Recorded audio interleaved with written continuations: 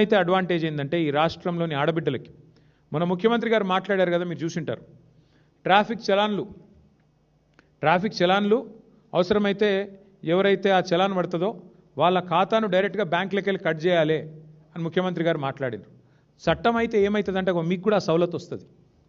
మీకు కూడా 2500 ఎదురు చూసి అక్కడ ఉండదు. చట్టం అయితే నా ప్రైవేట్ మెంబర్ బిల్లు పాస్ అయితే, కాంగ్రెస్ బీజేపీ సహకరిస్తే బిల్లు పాస్ అయితే ఏం జరుగుతుందంటే మా రాష్ట్రంలోని ఆడబిడ్డలందరికీ సచ్చినట్టు గవర్నమెంట్ 2500 ఇవ్వాల్సిందే. లేకపోతే డైరెక్ట్గా ఖాతాలకు వెళ్ళి కట్ చేసుకునే ఆటో డెబిట్ సౌకర్యం తప్పకుండా మీకు వస్తుంది. మీ ఖాతాల్లో వచ్చి పడుతుంది, లేదంటే బాకీగా మిగిలిపోతుంది. మీకు తప్పకుండా ప్రభుత్వానికి ఇయ్యక తప్పని పరిస్థితి వస్తుంది.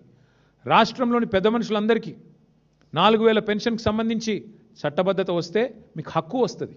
ఆ హక్కుతో మీరు కోర్టుకు పోయి ఇగో చట్టం ఉంది వీళ్ళు ఇస్తలేరు అంటే కోర్టు మొట్టికాయలేసి గవర్నమెంట్తో మిత్తితో సహా మీకు కట్టించిస్తుంది. ఆ గది లాభం అయ్యేది. రైతులకు హక్కు వస్తుంది. 6 గ్యారంటీల చట్టం అయితే హక్కు వస్తుంది. ఎట్లా హక్కు?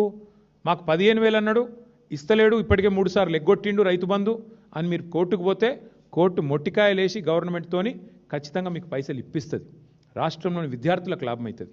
5 లక్షల విద్యా భరోసా కార్డు ఇయ్యక తప్పని పరిస్థితి గవర్నమెంట్కు ఆ అనివార్యత ఏర్పడుతుంది. అందుకే మేము మీ తరపున ఈ బిల్లు పెడతా ఉన్నాం.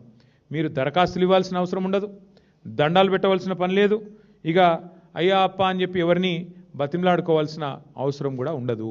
ఎట్లయితే ప్రభుత్వ ఉద్యోగులకు ప్రభుత్వం విధిగా జీతాలు ఇస్తుందో చట్టం చేస్తే అట్లాగే మీకు 4,000 రూపాయల పెన్షను, చట్టం చేస్తే అట్లాగే మీకు 2,500 మహిళలకి, 15,000 రైతులకి, అట్లాగే 5 లక్షల విద్యా భరోసా కార్డు విద్యార్థులకి మీకు వస్తుంది. చట్టం యొక్క ఉద్దేశం ఇది.